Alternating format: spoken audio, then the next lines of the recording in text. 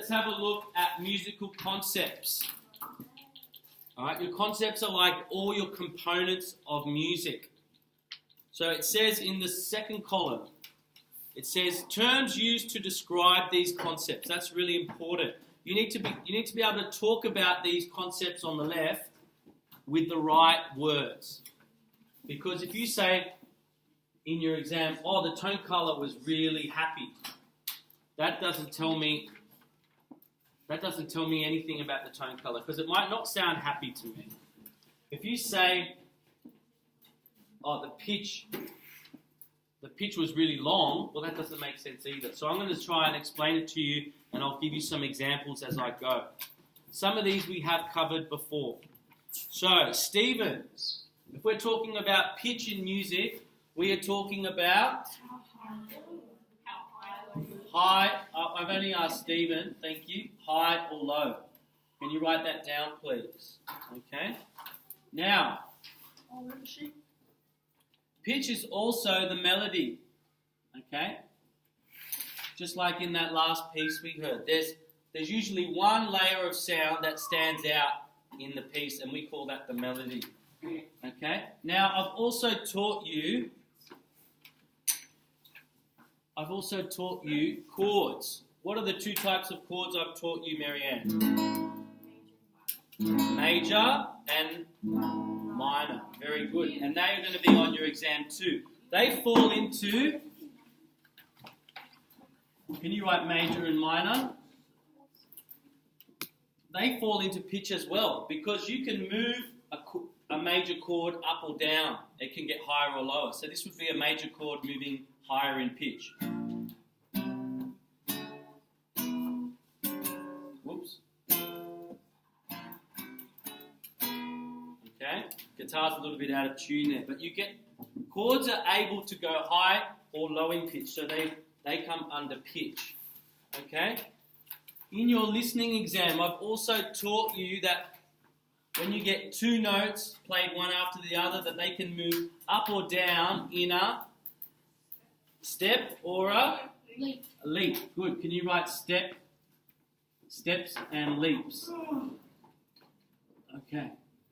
Now, I also taught you what an octave is, what a fifth, what a fourth is, which are different kinds of leaps. But what do I call them? I don't call them leaps, I call them...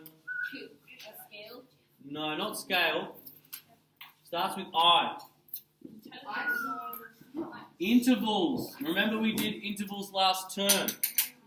So what I would do on the clarinet, I would play two notes.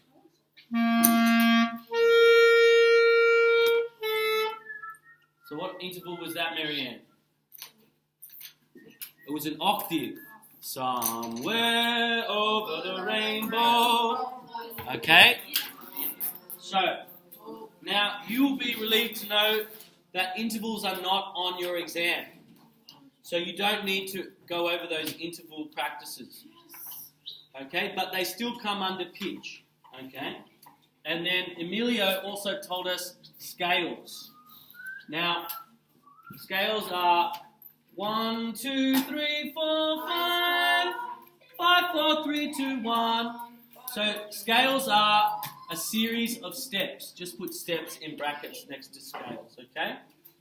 So it should be intervals. Alrighty. Duration. So we've done a lot on pitch this year. Duration refers... What does the word duration refer to, Isabella? Yes, so we're talking about length of notes. Can you write length of notes? And Peter, what are the basic words we use to describe length of notes? Short and long. And those words are perfectly good to use. Short and long. Okay, but duration refers to time. The duration of this period is 60 minutes. So if we're talking about time, we use something called a time, hands up, a time starting with S. 1 second. Signature. We did this when we did drumming at the start. And I taught you that in music, the most common time signature is 4/4, which means there are 4 what in a bar? 4 what? Hands up? No. Beats. Good. Okay, because and when we were doing drumming, you remember that each bar has to fill 4 beats in it, either with notes or with rests. This is recording, so I'm going to put it on your classroom. Okay. Now, this is the word we spoke about earlier this period. The tempo, hands up what tempo means in music. The speed. Good. Now, you'll remember when we were drumming to Uptown Funk on YouTube, I can change the speed of the track. Okay? So in music, we simply call that a fast tempo or a slow tempo, or you could call it a medium tempo. Okay. Now, let's move on to texture. Now, you know a little bit about texture now. What are the 2 really basic words that we use to describe texture? They both start with T. Yes, it is. Yeah, that's right. Actually, you're right. So, texture is the layers of sound in a piece. The layers of sound. All right. Now, are those layers we can describe them as being really? Close. Now, it starts with T. Thick. If there's lots of layers and the music is busy, we say the texture is thick. If there's just a couple of layers, like in the last piece we heard, then you would say that the texture is thin. Okay? Now, texture can also change during a piece.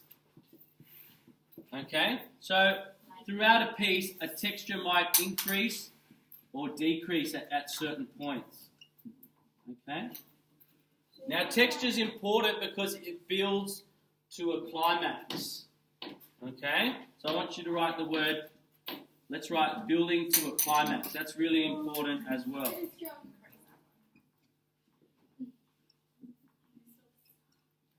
Okay. Alright, the next box. Now we haven't discussed this word, this term very much, but I think we have mentioned it. Ermias. It means excellent. And the 2 simple words we use to describe volume are, Ermias? Loud and soft. Very good. I don't want you to say the volume is high or the volume is low, because that is a pitch word. So loud, soft. Now, next to these words, I want you to write, there are 2 what we call Italian terms that musicians use instead of loud and soft. Marianne, what's the Italian word for loud? Forte. And then soft is piano. Very good. Now, I understand some of you might not be able to memorize that because you're unfamiliar with those words. But you should try and memorize forte is loud and piano is soft. Okay. Now, if you're asked about the dynamics in a piece, you need to discuss any changes in dynamics. Okay? So obviously the most obvious changes are getting louder or getting softer. Okay? But those changes can happen at different points in time. So for example, I could play this for you. Are we listening?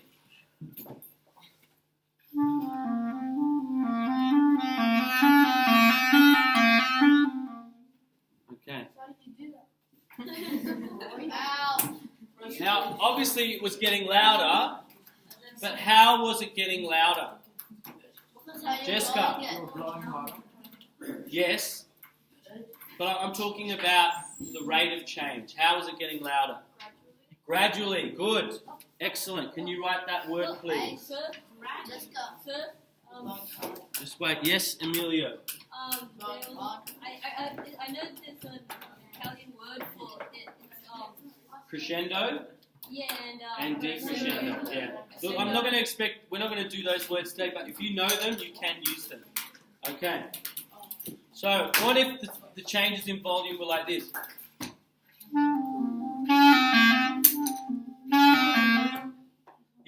That wasn't gradual, was it? That was, what's the opposite of gradual, Stephen? Immediate. Instant. Yeah, I reckon the best word is sudden, which you're on the right track. Sudden. So the change in volume could be sudden or it could be gradual, okay? Okay, tone colour.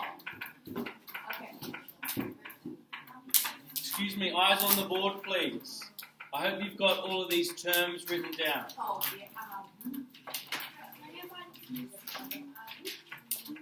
So,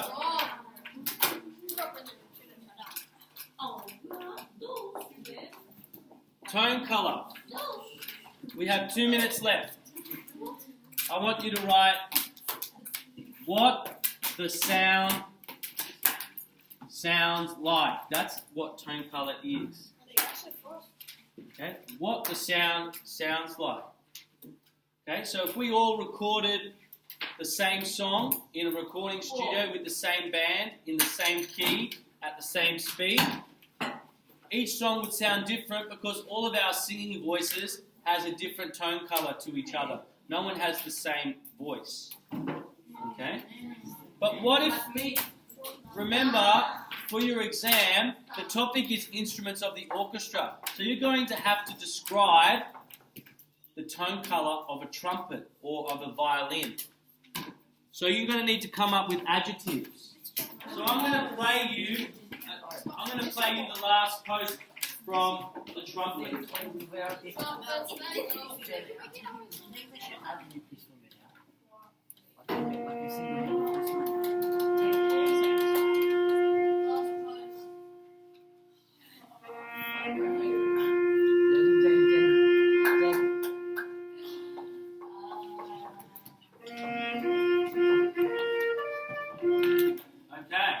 So that is a solo trumpet. This is another solo trumpet.